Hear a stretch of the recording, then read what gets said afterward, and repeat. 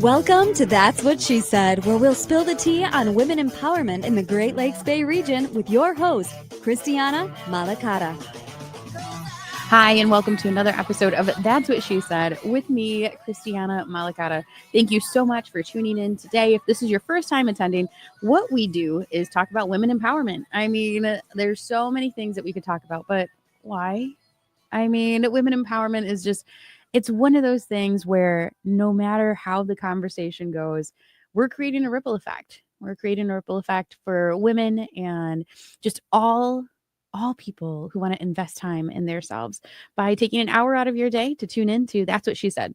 So the many ways that you can listen on the radio waves 100.5 and 790 Saturday morning, and that would be at 8 a.m. or Sunday evening at 6, and on Facebook Live, WSGW's Facebook page, That's What She Said's Facebook page. And if you can see us, you are on our social media, and it's most likely Thursday at 1:30. You can also watch us on YouTube. There's an archive of episodes, which is absolutely amazing to go through and kind of just pick out an episode and just let it run in the background. You will, I can guarantee you will get at least one takeaway from an episode of listening to That's What She Said. And if you're a podcast person, anywhere you listen to your podcast, look for That's What She Said with Christiana Malacara. So thank you for tuning in today, and come on back. Come on back. If you feel like inspiring someone else today, go ahead and share and let us know your experience by leaving a review. So what I want to talk about today quickly before I bring in our guest, which she's great, guys. Consistent actions. Consistent actions. Two words that are so difficult. Being consistent. It is challenging. It is definitely challenging. And then action, that you can put it into words, you can think it up in your head, but taking action. So when we combine those two words together, consistent action, it's a opportunity for growth. It's a challenging opportunity for growth, but steps in being consistent are what? What do those look like for you? So as I navigate through That's What She Said as your host, I want to say journaling, but it's not really journaling. I have a book and I write things down. So what are the steps to be consistent? And then I sat there and put a number 1 down and was like, ooh, I don't know. So I don't have the answer, but I do want to say being consistent starts with one step. I wrote down the one. And I'd like you to comment if you find us on social media, comment, what are some tips that you have on being consistent and turning those consistencies into actions for yourself to produce something, if it's internal or external or with a partner, without, or in your workplace, with yourself, with your children. What are some of those things you're doing to create consistent actions? Because it's important to know. So I want to introduce our guest today. She, like I said, she's an absolute wonderful person, a young professional here in the Great Lakes Bay region who I absolutely adore. We have Coty Kuschinsky with us. Hey. Hello, good afternoon. Good afternoon. Or whenever you're listening. Yeah, exactly. Happy That's What She Said Day. Absolutely. That's what I love. I'm all for it. So thank you for being here with us. Yeah, thanks for having me. I appreciate you taking the time out of your day. Yeah. I want you to introduce yourself and tell the community, how may the community know you? That's a great question. So probably a bunch of different ways. What I think in my head of where folks might know me, but it's probably transitioning, is I was a former television reporter for TV5 from the years of 2017 and then luckily right before COVID. So I missed the boat on that one, thankfully. And so if you were up really early in the morning, that 5 o'clock hour all the way till 7, 9, whatever. I sometimes worked all the way till noon. You might have seen me there. So if you're an early morning riser, probably there. But what I hope folks start to see me more as, or what they're starting to know me as, is the Chief of Staff and Communications Director at Saginaw Intermediate School District. So I'm looking forward to that transition in my career. I've been with them for about 3 years now. And so I think folks are starting to recognize me for that. I get little whispers here and there. Oh, I remember you on TV, and that's great. And I love that. And it fills my cup. But I'm really looking forward to my work at Saginaw ISD being shown off a little bit more. Fills your cup. Yes, it fills my cup. I think what the transition between being a news reporter and now working at the ISD, what was so great about that and that journey is that I had some experience with corporate in between there, where it was great and I learned things about myself more than anything. But what I was doing is not feeling very fulfilled at the end of the day with my work. And so I think working for schools and working for Saginaw County does that, and that's what I was missing when I left television news and left TV5. So you said in that job you learned about yourself. Yeah. So as a news reporter, because I am one right now. Yes, you are. So as a news reporter, you learn about so many other things. Yeah. There's this master of none. Exactly. Yeah. Exactly. Yeah. So, you can bring up a topic and we're like, oh yeah, I can carry myself through that conversation. But at that moment, right? Yeah. We'd probably be very good at trivia if there was like get us on a team. Yeah, exactly. Great Lakes Bay trivia. Here we go. Dream team. Yep. But you said you learned about yourself. What are some of the things that you learned about yourself at that job? Yeah, with TV5, I was just telling someone this the other day because they were giving me such nice compliments about. We had a big opening day ceremony for Saginaw ISD, excuse me, of welcoming all of our teachers back and all that stuff. And I had to be on stage a couple times, and they said, "You just do such a good job with that. I could never do that." And I'm like, no, my heart was beating out of my chest. That was very scary. I'm talking in front of 650 people. With TV, you're in front of a camera where you don't see all the eyeballs looking at you, so you don't really know how many folks are looking at you. So I was much more comfortable with that realm.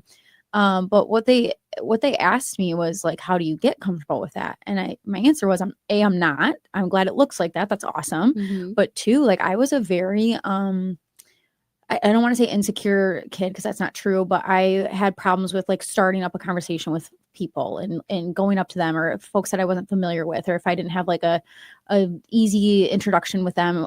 Why are we in the room together? Why are we talking? I didn't have a really great time with that. I specifically remember second grade, my mom's dropping me off for school and I had like a full blown panic attack, like attached to her, waist and did not want to go in the school.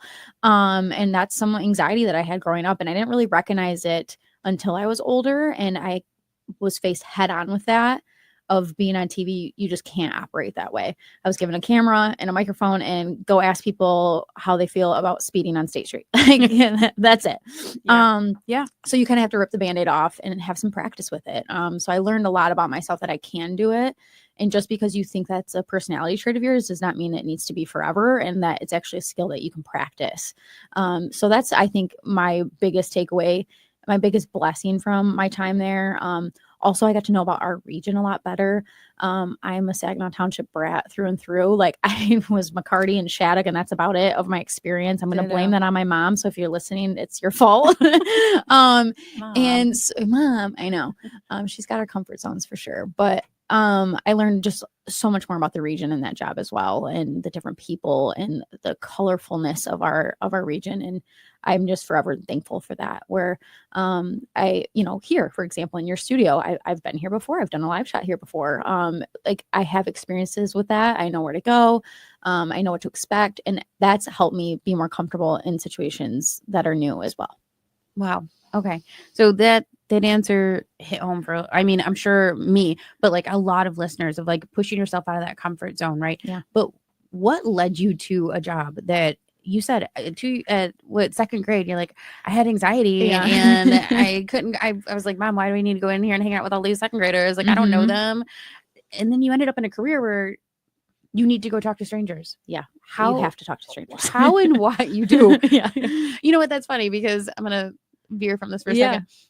My dad gave me a piece of advice and I remember it like yesterday, and I was in kindergarten and he's like, you're going to end up talking to strangers.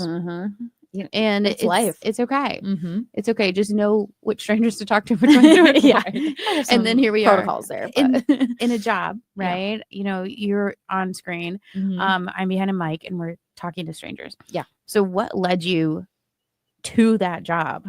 Yeah. Even though you said I had anxiety about it. Yeah, that's a really great question. And because I've transitioned my career, I think I had 4 different jobs in 5 years. So it was very quick. I've thought a lot about that of myself.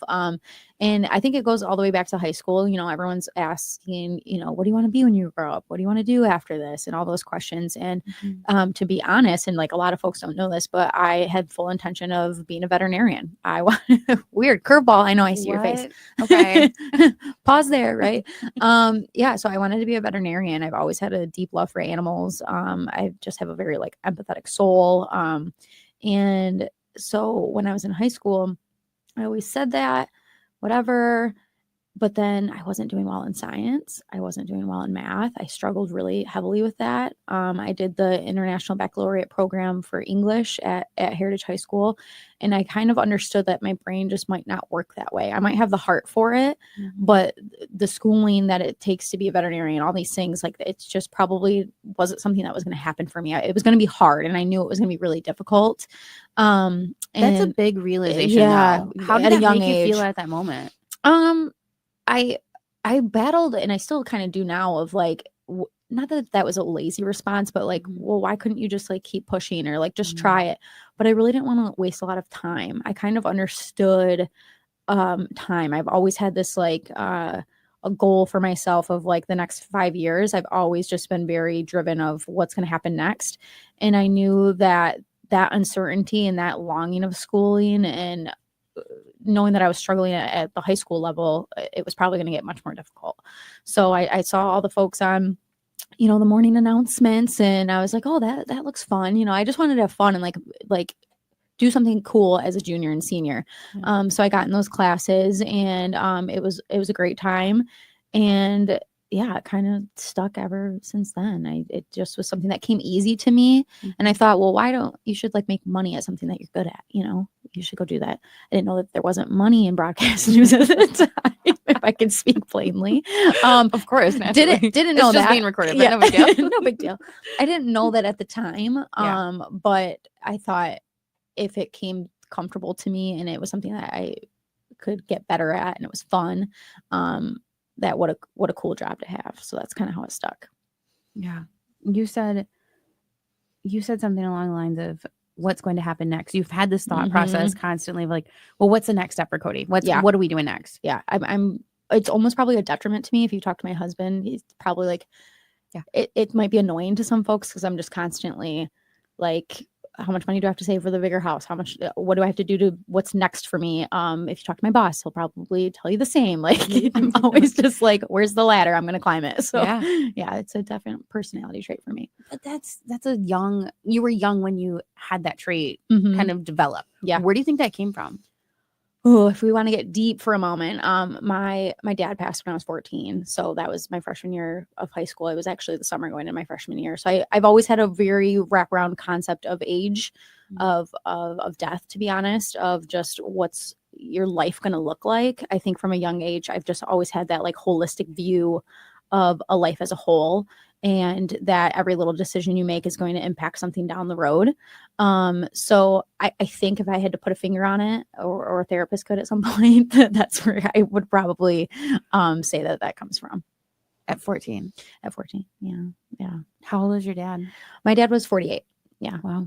Yeah. He's from Carlton. So whenever I'm in Carlton, I feel very home. He was the head quarterback and the varsity team. And so, to our point, we were talking earlier before we got on camera about how I haven't changed my last name yet to my husband's last name. I think that's why I've kept Kuschinsky too. I think that's been a big part of it, and my laziness to go down to the courthouse and do all that. But it's a little combo of both. Yeah. So dad passed, you're going into high school. Yeah.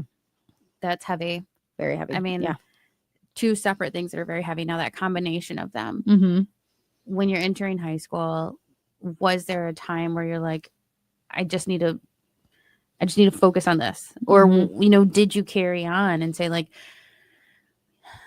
when we have someone across the table from me here, they're like, oh, a piece of my parent was with me. Yeah. But then I also get reactions like, that chapter closed, done. What's next? Yeah. And you're very, what's next? How was this dynamic for you going into high school as your freshman year? Yeah. It was very difficult in like a combo 3 ways. My parents have been divorced since I was very young. So I don't have any siblings for my dad. So I'm an only child on one side. So handling that without a sibling to talk to was different and difficult. And then I was going into honors English for the first time. And then I actually made the varsity pom-pom team in high school. And so I was thrown into like being around a lot older girls at the high school early. And so there's just a lot of change and transition and like starting high school. And, Heritage is one of the largest high schools in our region. It was big. So I think that what changed for me is that I felt that there was a fork in the road, that I had a decision to make of like, is this going to be a detriment to me? Am I going to always hold this like as a chip on my shoulder, or is it going to be something that makes me different and that I have a platform to be better and be different and do differently, and to make him proud and all those things? Like that's kind of the fork in the road that I saw, and I just kind of had to make that decision, and that's how I've been leading ever since. And everyone deals with grief very differently. Obviously, I don't know what caused little 14-year-old me to make that very adult and forward-thinking decision. I'm proud of myself every single day, and there was obviously adults around to help support me, but I truly think that I just had to. That's not what he would have wanted, for me to struggle or hold that and have his passing hold me back. So I think that I just wanted to make him proud, and that's how I've kind of been walking through ever since. Do you ever contemplate this idea of what's the next step, or do I live in the moment? Always. Yeah. Really? Yeah. Well, when I was just describing you my like personality flaw, because I consider it a flaw, I don't want to be completely that way. I think some folks that might be a strength to them, but I often get into a battle of like, if this isn't like the perfect decision, or I just like go over and over again with these decisions that I'm making. And that's not the strongest way to go forward. So I think there's a balance there. I think I'd like to be a little bit more balanced and just look around me a lot. My boss will always, hey, look around. Isn't this amazing? And I'm just like, no, let's push through. So him and I have a really great relationship with that, where he can catch me sometimes and say, hey, like, look around. We just presented in front of 200, 300 plus people, like celebrate that, and he's really big about recognition and celebration. And so those are some things I'm trying to slow down a little bit. So when do you celebrate? And what is it? Like, does it need to be 1,000 people in the room and I'm celebrating? No, I don't like that. No, I don't like that. You're like, I also don't want 1,000 people in the room. No, I think TV, the short time that I was on TV kind of like squeezed that out of me. I don't at this point in my life need a super big like recognition or to be forward facing. I think maybe I feel that way now, but I won't in 5 years from now, where I'm like, oh, I want to be the star of the show. Maybe it's just my personality. Who knows? Still finding out. But yeah, recognition to me is, the close circle that I spend a lot of time with. Let's just hang out and go to a nice dinner. Like that's what recognition means to me. But I also have this thing of getting more education. I just finished my master's degree from Michigan State. So congratulations. Thank you so much. I appreciate it. And I'm always like, well, maybe I can get another degree. Like, there's always an itch to do something else. I'm like, can you just chill out and hold for a minute? So I've only, I got the degree last summer, and I'm hoping to just hold for a second, celebrate it, let it breathe, let that be a win, and see where I go from there. Because I think I need to just appreciate what's around me for a little bit. So that's something in my 30s that I'm working on. Has anybody ever given you tips on how to pause? That's a great question. I think folks in maybe different generations than me might have opinions on that. And it's not that that's not valid or relevant. But I think it would hit me harder if it was folks more close to my age or going through the same life experiences as me, because our generation is just so different, and we were raised in a different environment. And my age group, they're either having young families or starting a family plan, things like that. And so we're just in a different phase of life than a lot of folks that I work with and things. So yeah, I'm hoping soon. I have a great group of girlfriends that I can ask of those things, but dang, those girls are busy too. So it's like, 30s are busy. Early 30s are busy. Oh my gosh. Yeah. They're crazy. So, I'm learning a lot and watching a lot. I'm a sponge around, on my friends that are in a different stage of life with all the family planning and stuff. I'm watching, I'm taking mental notes. So I'm sure you have a 5-year plan thought out. Oh yeah. How does your husband feel about that? He's along for the ride. He's along for the ride. He's locked in. He's locked in. Yeah. No, my husband and I have like the best life in the world. We looked at each other the other day. We actually took a day off of work, and we were both working though. Like on our laptops, and we looked at each other and was like, I don't know any other couples that are as busy as us. Like, we're annoying. Like, we need to get off of our laptops. So we are both very, very busy. He's the head football coach at Hemlock. He's football is his life. He's a physics teacher at the high school. We're both just very busy, but we're very supportive of each other and our goals, and we know that we're doing it for our future family in mind. So yeah, we're on the road. You're busy, and like I said, and we're gonna have listeners tuning in who are in this age group and are just spinning their wheels constantly, and work, friends, home, all of these duties that we have, right? Or starting a family, and that's a whole nother game to play. Oh yeah. What is we only have a minute left before we break, but what is a tip or two that you would suggest to someone to say, you know what, let's celebrate this win? Ooh, that's a really great question. I would say, and this is probably a very cheap answer, or very expensive, I guess, if you're looking at it that way. I'm a vacationer. We took a vacation because we're going to celebrate that. And we are marking these memories that we're making with a celebration of something. That's something that my husband and I have been doing, because vacations to us are kind of like what we're working towards, what we're saving for. And so we've been trying to like mark those memories with vacation and celebrating. We did that because we accomplished this goal. So I know that that's probably not a really grand answer, but that's kind of how we operate. Hey, I like that answer. I think I'd rather go on a vacation than open up a bottle of wine and have a piece of cake. Yeah. Take me to the Bahamas. Yeah. Well, it doesn't need to be big. Michigan, we've got our Great Lakes. Nope. Go hit one of them, but take me to the Bahamas. So we are you're tuning into That's What She Said with Christiana Malacara, and we have Coty Kuschinsky with us, and we're talking about celebrating the wins, taking a pause, and so much more. So we're going to take a quick break and come on back as we continue the conversation on That's What She Said.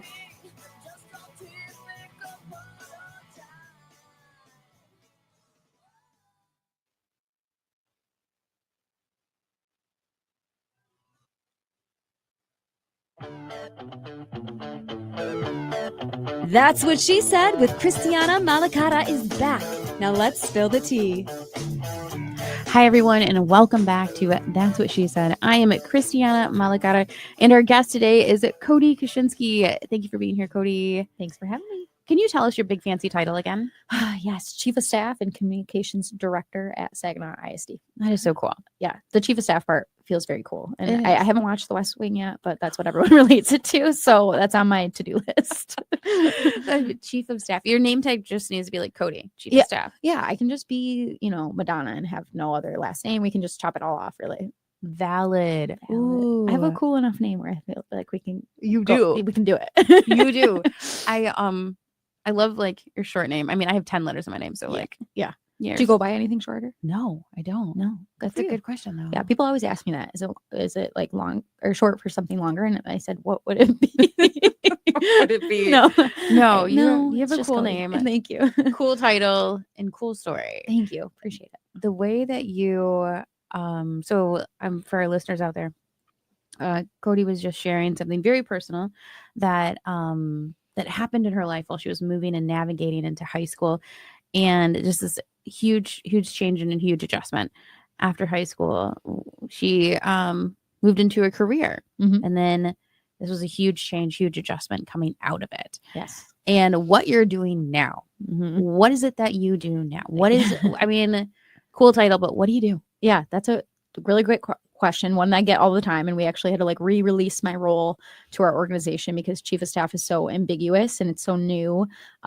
A, not a lot of organizations have it, and B, if orgs do have it, the schools probably don't. So it's something very new, and folks don't even know what the intermediate school district is. So I'll start there for folks that are just tuning in.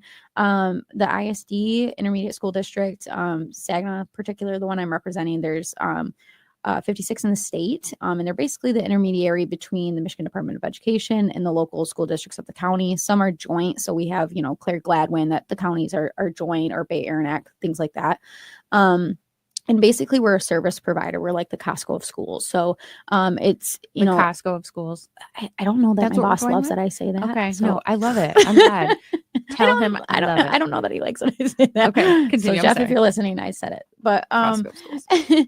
so it's if a smaller school district has a blind student and they might need extra services, but we happen to only have 4 in the county, let's bring those services together and do an economy of scale model and support those districts so they're not burdening the whole cost. That's just a really small example, but we do a bunch of stuff. So human resources, tech, finance, all that good stuff. So we're wonderful. I think we're the best kept, not trying to keep secret of the county, of the region, of the state. And so what I do as a chief of staff is I'm a support to our superintendent's office.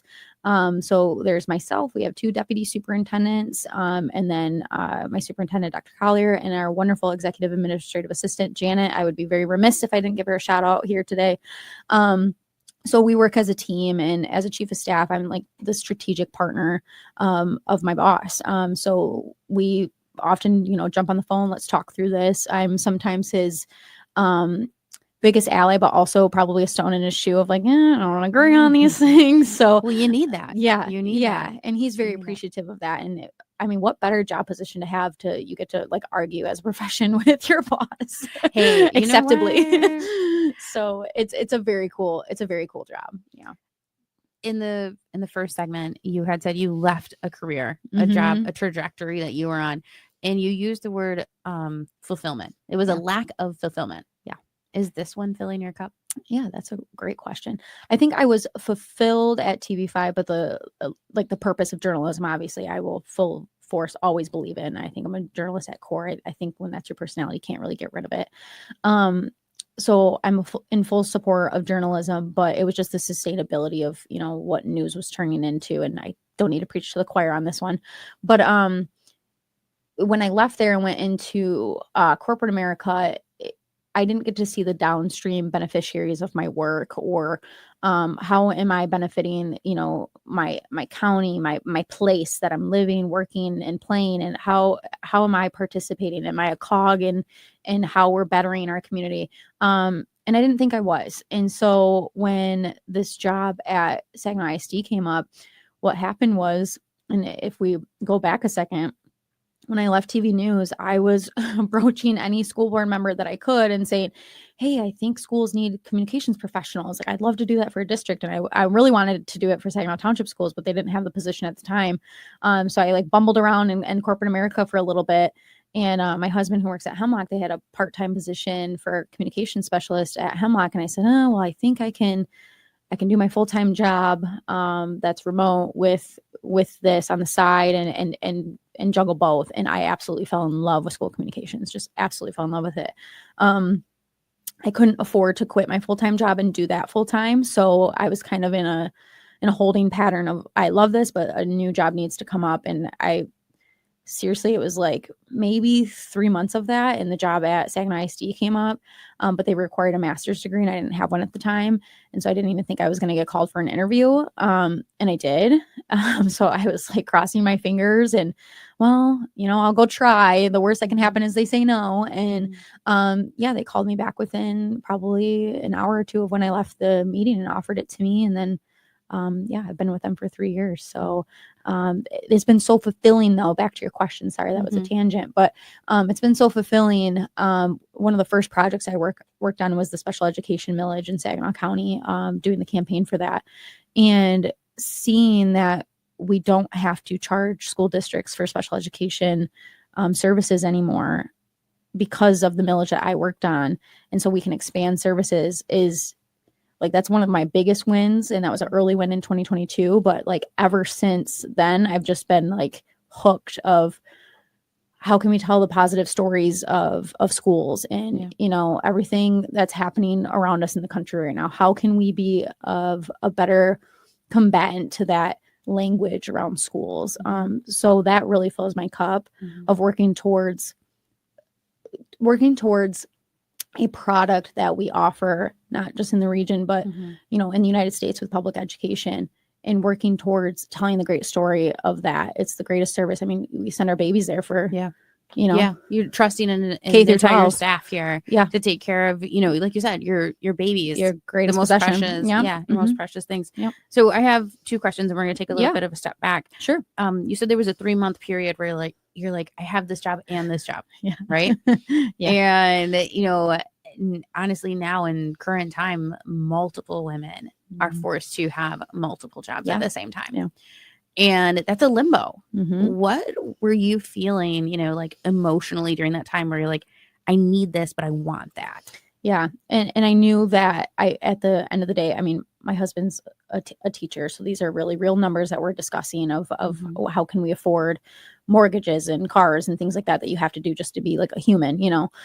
So those are very real conversations that we had to have. But what's really cool about my husband is he's in super support of your job being fulfilling to you, because like at the end of the day, you have to be happy. That's his mission. So whenever I'm a numbers driven person, he kind of like brings me back to reality with that, which I super appreciate.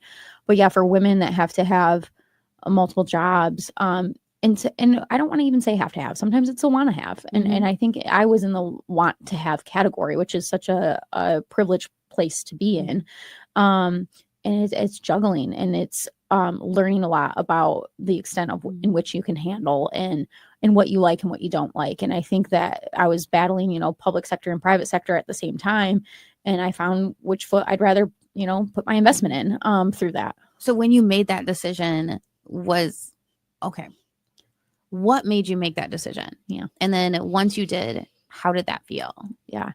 I could just notice that I was waking up not wanting to go to work. Like it was just, you know, and a lot of people have those days, but I was having like those weeks, you know? And that was kind of how I felt at the end of my career in TV, was having that like sigh in the morning of, oh, I just have to push through this. And I just don't feel life is so limited. That's not how you should wake up every day. And I didn't see that there was going to be, it was nothing this company did wrong. They were absolutely perfect gems of people, but it just wasn't a fit for me. And I needed to understand that maybe my personality or the fulfillment part is actually a bigger bucket that I need to fill than I thought it was. So this bigger bucket, right? Because it is for you. Do you think this bigger bucket stems from the death of your father? That's a great question. It might. I wouldn't be surprised by that. I don't think I could probably put a finger on it, but I think maybe just having a bigger purpose in general than just like getting a paycheck out of a career. I also, if I really had to put a different finger on it, my mom has also always been a career woman, and I've seen her very busy, and she was very herself and knew that she could only depend on herself. So I understood that about my mom as a woman. And so I think I gained a lot of like my personality traits and how I feel about work in particular through that.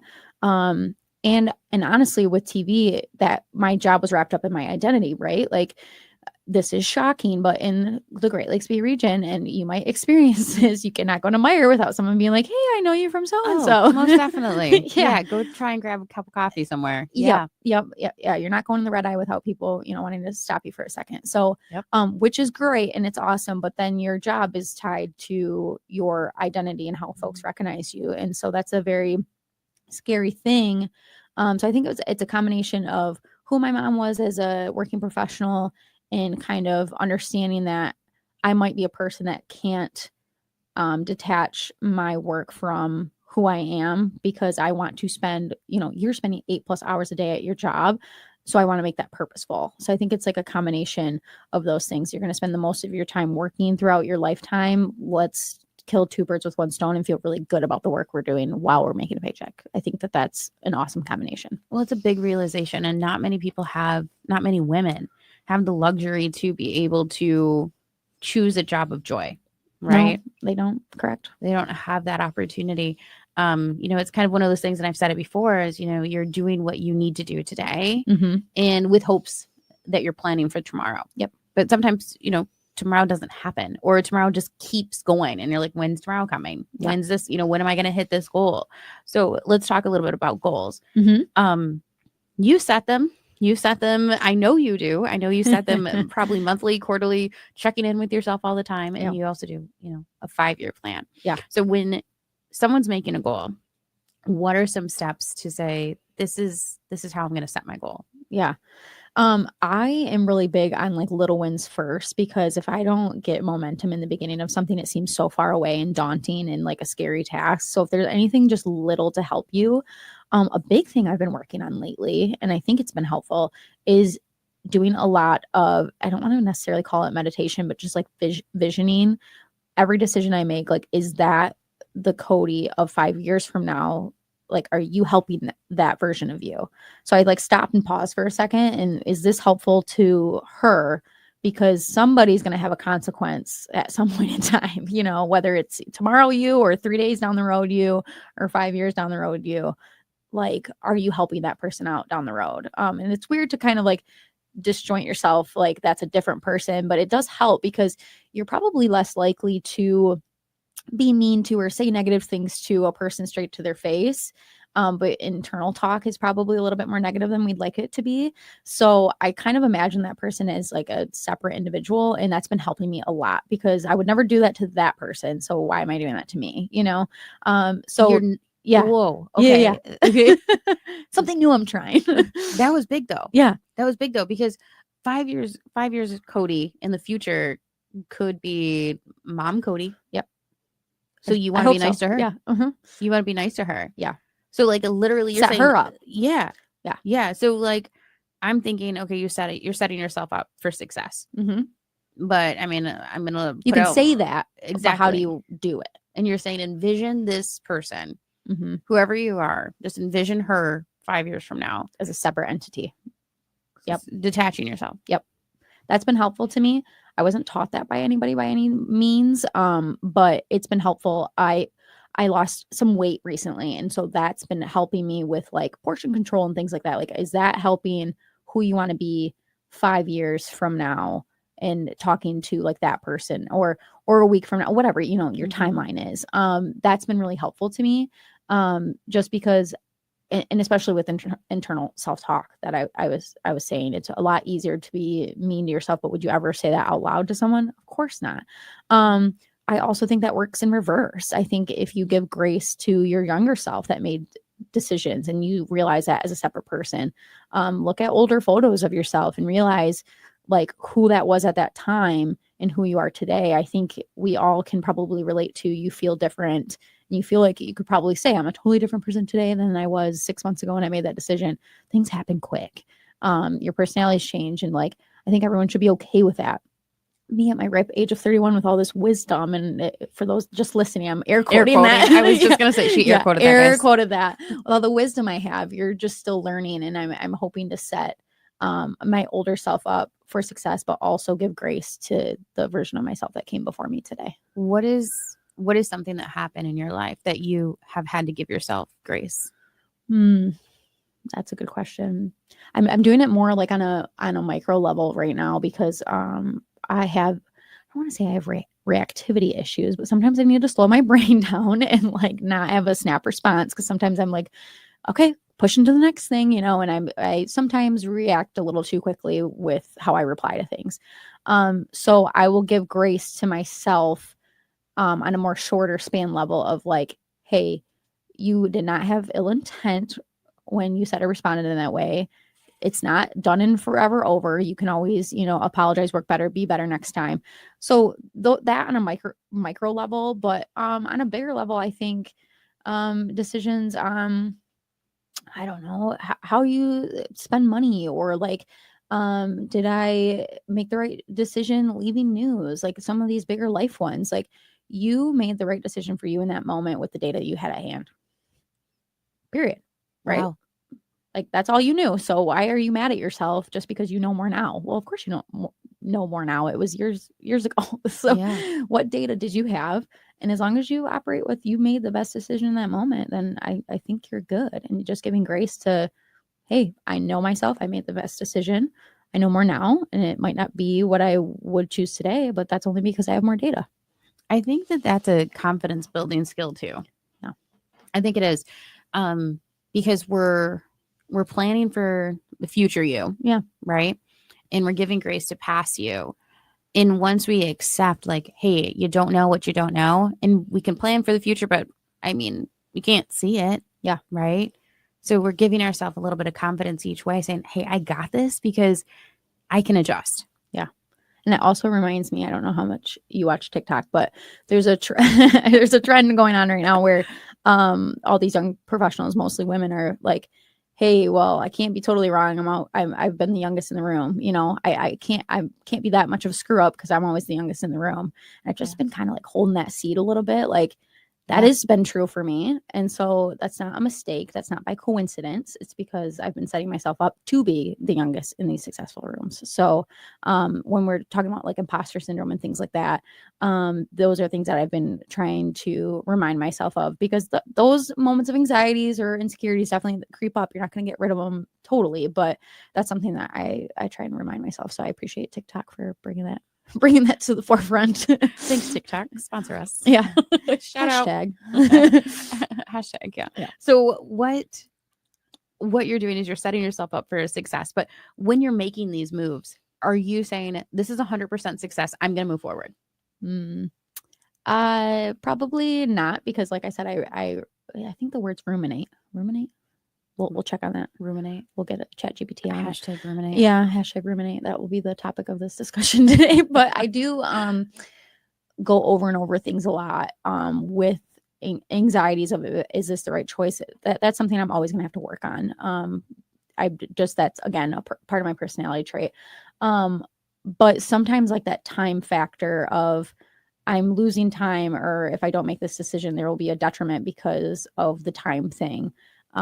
Gives me a little bit of confidence that any movement, any momentum is probably more positive than just sticking in the mud of, is this the right choice? You're not getting anything done by doing that over and over again. So just keep moving. Yeah, I think the momentum thing is really big. People really talk about movement and things like that. And there's probably a physics saying that I could pull from my husband about, what is that saying? It's something about any movement is forward motion or something. Who knows? Sir Isaac Newton, somebody out there. Somebody leave it in the comments. Somebody's got it. Yeah, degree in communication over here. Somebody's got it. But yeah, just any movement is positive movement, even if it's small. And recognizing the small movement is still a net positive instead of just chilling. And I honestly think the ruminating thing, if that's the word we're choosing today, is negative motion, because you're just dwelling on it. And so I try my hardest not to do that. And that's something that I catch myself doing. To not dwelling. Yeah. And try and just work on any forward. And I really liked your opening to this conversation about, action. Just something, write down that one thing. I think that it speaks to this conversation. Yeah. So, Jonathan, the producer here, says real quick, an object in motion stays in motion. Thank you. See, who said it? He's so smart. Yeah, he's great. Jonathan, you're saying it, or who are we quoting with that? Okay, Jonathan saying it. We'll give him. We'll just say Jonathan. Quote by Jonathan. The history books say so. Somebody said something about jeez. Whatever subject. Okay, so let's just ask the question. Yes, we have a minute here left. So Isaac Newton said it. So I did. You were right. I did say him. Yeah. Okay. Points. Thank you. All right. So.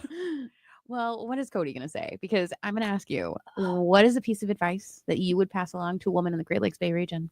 That you told me this question was coming. And now that my head's been on other things, but I would say what I've learned the most is nobody knows what they're actually doing. Nobody knows what it is. Like, they don't have the recipe book. They are flying by the seat of their pants too, just like you. We all wake up every single day as humans, and we're just trying the best we can. So with that in mind, do your best, and you will probably do and land just okay. So don't shoot for perfection, and everyone's just trying to figure it out. That's what I would say. Thank you. Yeah. I don't know how profound that was. That was pretty profound. Quoted by Sir Isaac Newton. I was going to say, you and Isaac, you got it. We're in the same club. Well, thank you for being here today. Deeply appreciate it. Thank you. And for those of you listening, that was Coty Kuschinsky, and that's what she said.